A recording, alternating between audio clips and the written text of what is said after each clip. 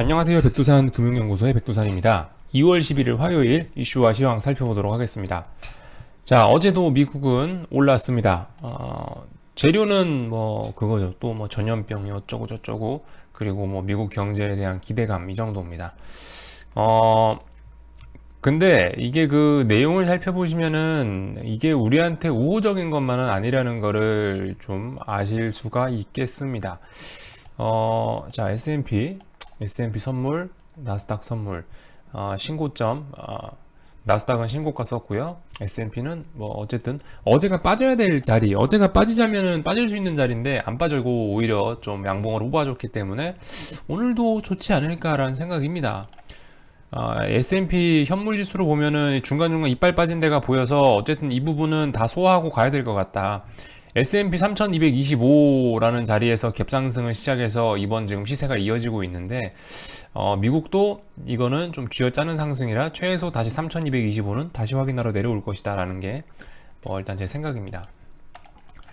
어쨌든 근데 그 중요한 거는 미국이 올랐다는 거지, 미국이 오르는 게 한국의 상승을 불러오진 않죠. 그죠?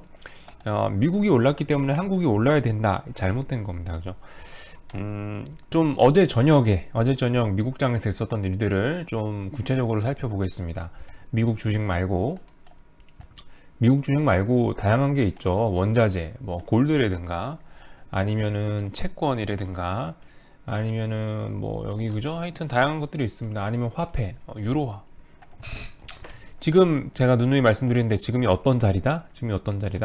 지난 2년간의 어떤 지속됐던 흐름, 강달러, 미국 주식만의 독주, 신흥국의 약세, 이런 흐름들을 지금 이제 마지막으로 쥐어짜서 테스트하는 구간이다라고 말씀드렸죠. 그래서 지금 하는 일이 뭐다? 달러 강세, 지난 2년간의 달러 강세를 청산하기 위해서 지금 이평선 모으고 이런 과정을 거치고 있는데, 그 과정에서 이제 마지막 투매라든가 마지막 오버슈팅이라든가 이런 거를 쥐어짜내고 있는 구간이 바로 지금 구간입니다. 어제 같은 경우 그래서 나타난 흐름이 뭐냐면 전형적인 지난 2년간 불경기 때 흐름, 2018년, 2019년에 전형적인 흐름이 뭐다? 미국 주식만의 강세, 달러 강세, 나머지 신흥국의 약세, 이런 거였는데 어제 그 흐름이 그대로 지속되고 있습니다.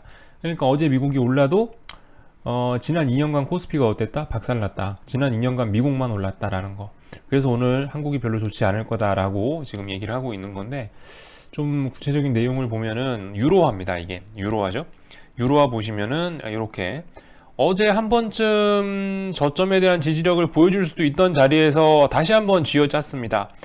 여러분들, 이게 유로화가 하루에 0.4%, 0.3% 빠진다는 거는 굉장히 큰 겁니다. 코스피 지수가 하루에 1% 움직이는 거, 하루에 2% 움직이는 거, 그 정도 기분이라고 봐야 될 것 같아요. 이거 자체가 화폐 가치다 보니까 변동성 0.3%만 돼도 장대 양봉으로 보이고 장대 음봉으로 보인다. 그래서 지금 보시면은 어쨌든 이건 뭡니까? 쥐어짜겠다는 거예요. 결과적으로 앞으로 올해와 내년의 흐름은 이제 유로화 강세, 신흥국 통화의 강세, 달러 약세인데, 지금 보시면 마지막까지 쥐어짜고 있습니다. 지난 2년간 이런 흐름 속에서 코스피는 결코 오르지 못했습니다. 근데 지금 그 흐름이 재차 나타나고 있죠. 유로화의 약세. 누누이 말씀드리지만 유로화가 강세가 나와야 한국도 오르는 건데, 금융시장 흐름상. 근데 돈의 흐름상 지금 한국에선 돈이 빠져나가는 그런 흐름으로 만들어지고 있다는 겁니다. 물론 뭐 어느 정도 조금 더 빠지긴 빠져야겠다라는 생각이 듭니다. 어제 지지력을 보여줬어야 되는데 어제 지지력 없이 음봉으로 밀려났으니, 달러는 얼마나 올랐겠습니까? 또 그죠?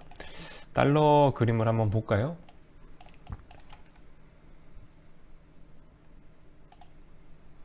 그죠? 달러 명확해요. 지난 2년간 지속됐던 신흥국 주식 매도, 강달러, 이런 거, 강달러 쥐어짜고 있는 거예요. 마지막 쥐어짜고 있는 거야. 슈팅을 하는 그런 자리인 것 같습니다. 여기서 추가적으로 또 달러가 강세가 돼서 막 올라간다? 제가 봤을 때 그거는 쉽지는 않을 것 같아요. 이미 어느 정도 흐름이 좀 돌아가기 시작했기 때문에 그런 건 쉽지 않지 않을까. 그래서 지금 이게 오버슈팅이라고 보고 유로화가 언더슈팅이라고 보고 있는 겁니다. 유로화 언더슈팅이다. 하지만 그 뭐든지 이런 슈팅 같은 경우는 보시다시피 이런 아찔한 걸 하나 만들어내야 됩니다. 그죠? 9월 11일 날 유로화의 저점이 나온 날인데요. 이날 장중 0.5% 빠졌다가 결국 0.5% 상승으로, 그러니까 장중 0.7% 빠졌다 0.5% 상승으로 마감했는데, 이러한 극적인 뭔가 드라마틱을 봐야 이 시세가 끝날 것 같다라는 생각이 듭니다. 자, 아무튼 그래서 채권 같은 경우도 마지막으로 이제 쥐어짜고 있고요. 마지막으로 좀 쥐어짜고 있는 것 같고, 어제도 원자재 빠졌죠. 그래서 어제 국제유가 49.57로 마감을 했습니다. 결과적으로 여기서 음봉 나왔다는 거는 이거 지지 안 하겠다는 흐름으로 보입니다.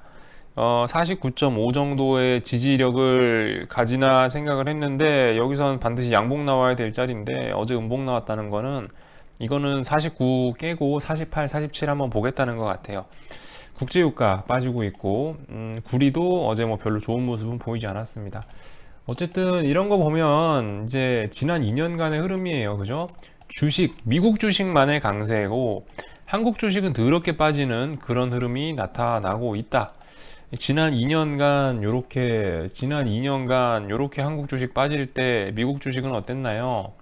미국 S&P만 더럽게 올라가는 거 여러분들 보셨죠? 이게 S&P인데 지난 우리 코스피 2년간 비리비리할 때 정배열 한 번도 안 깨지고 계속 올라갔어요. 월봉입니다. 자, 그래서 어쨌든 미국이 올랐다라는 거의 의미는, 오늘 아침 갭상승을 하겠군, 여기서 끝나는 겁니다. 여러분들, 미국이 올랐으니까 한국도 아싸 이게 아니고, 미국이 올랐다는 얘기는 내일 아침 갭상승으로 출발하겠군, 여기서 그쳐야 되는 겁니다. 지금 때가 그렇다는 거죠. 지금 때는요. 뭐 물론 언젠가 좋은 때가 온다면, 미국이 올랐다는 거가 뭐 미국 경제 좋다, 한국 경제 좋다 이렇게 연결이 돼서 장중에도 우리나라 오를 수 있을지 모르겠지만, 현재는 지난 2년간의 어떤 흐름을 봤을 때는 현재로서는 미국이 오른다고 우리나라가 좋을 게 없다라는 거. 지금 9시 18분이죠. 오전 9시 18분인데 제가 뭐 장담까진 못하겠는데 굉장히 높은 확률로 지금 이거 음봉으로 전환될 가능성 굉장히 높아 보입니다. 이렇게 올라갈 수가 없거든요. 옵션에서 이렇게 5일선 터치하고 이렇게 올라가는 거 결코 없습니다. 저는 아직까지 단 한 번도 보지 못했어요. 어쨌든 다시 2월 3일날 만들어낸 저점 부분 테스트 해야 되고, 이거 붕괴 가능성 보고 있습니다. 건전하지가 못해요. 오늘도 이거 그냥 옵션 만기일이라, 아니 만기주라서 그냥 뭐 슬슬 개인들이 콜 사면 지수 빠뜨리고 개인들이 풋 사면 지수 올리고, 그냥 그 정도 흐름으로 보시면 될 것 같습니다. 결과적으로 이거는 잘하면은 뭐 이 좀 오래 갈 것 같기도 해요. 이렇게 지수의 비리비리함, 제가 계속 기다림이 훨씬 오래 갈 것 같기도 합니다. 뭐 확실하게 한번 자빠져야 뭘 하는데, 지금 자빠지질 않고 계속 버팅기고만 있으니까 더 기다려야죠. 어떡하겠어요? 더 기다려야지. 그래서 아무튼 뭐 저는 계속 기다리긴 기다릴 겁니다. 어쨌든 오늘도 갭상승으로 출발해서 현재 2포인트 오르고 있는데, 오늘은 뭐 개인들이 풋 좀 샀나 보죠? 어제 풋을 많이 샀나? 어쨌든 뭐 또 지수가 올라가고 있습니다. 참고로 요즘에 리플에 제가 이제 옵션 수급에 관한 얘기 좀 했다고, 옵션 포지션 관련돼서 뭐 개인들이 풋을 많이 샀는데 어떻게 지수가 빠지겠냐 이런 식, 아니면은 뭐 기관이 콜을 많이 샀는데 어떻게 지수가 빠지겠냐 이런 식의 접근이 많이 보이시는데, 솔직히 저도 그런 식으로 연구를 좀 많이 해봤는데 그게 썩 도움이 되지는 않더라고요. 썩 도움이 되진 않아.